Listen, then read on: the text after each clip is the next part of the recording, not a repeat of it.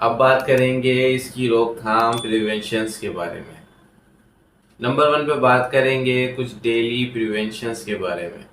روزانہ کی بنیاد پہ اپنے ہاتھوں کو اچھے اینٹی بیکٹیریل سوپ سے زیادہ دھوئیں۔ اچھے صابن سے بار بار ہاتھ دھونے سے وائرس اور بیکٹیریا سے بچ سکتے ہیں۔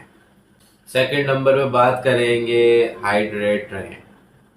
بلغم پتلا کرنے کے لیے وافر مقدار میں پانی کا استعمال نہایت ضروری ہے۔ پانی کا زیادہ استعمال بلغم کو پتلا کرنے کے ساتھ ساتھ آپ کی صحت کے دیگر عوامل میں بھی بہترین سورس ہے۔ تھرڈ نمبر پہ بات کریں گے الرجی کو کیسے کنٹرول کریں۔ اگر آپ کو کسی بھی وجہ سے یا کسی بھی چیز سے الرجی ہوتی ہے تو آپ ان چیزوں سے دور رہیں، پرہیز کیجیے اور اپنی الرجی کنڈیشن کو اپنے ڈاکٹر سے ضرور شیئر کریں۔ میڈیسنز استعمال کرنے کے لیے ڈاکٹر سے ضرور رجوع کیجیے۔ فورتھ نمبر پہ بات کریں گے تمباکو نوشی کے بارے میں۔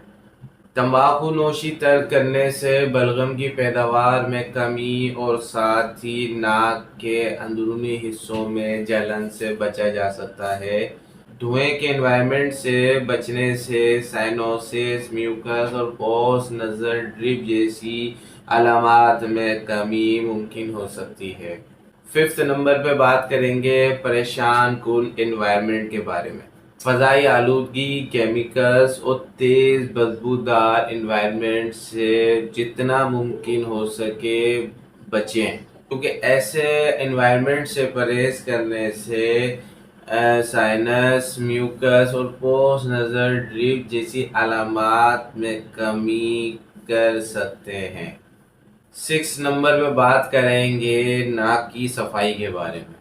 ایسی پروڈکٹس کا استعمال ضرور کیجیے جو کہ آپ کی ناک کی صفائی میں مددگار ثابت ہو سکیں، جس کی وجہ سے بلغم کو باہر نکالنے میں مدد ملے گی اور ناک میں جلن یا بلوکیج میں آسانی ہو سکے گی۔ 7 نمبر پہ ہم بات کریں گے اچھی صحت کے بارے میں۔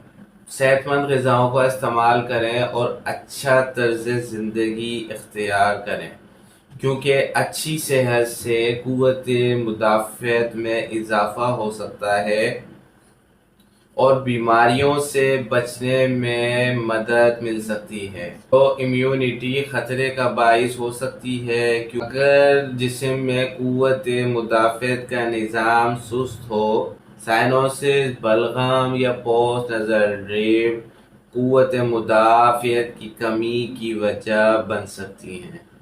اپنے جسم کو ایکٹیو رکھنے کے لیے اچھی غذاؤں کا استعمال کریں، اچھی نیند اختیار کریں اور ورزش ضرور کریں۔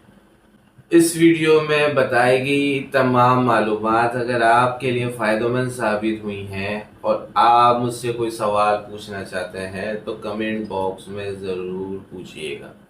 میں کوشش کروں گا جلد سے جلد آپ کے سوالات کے جوابات دے سکوں۔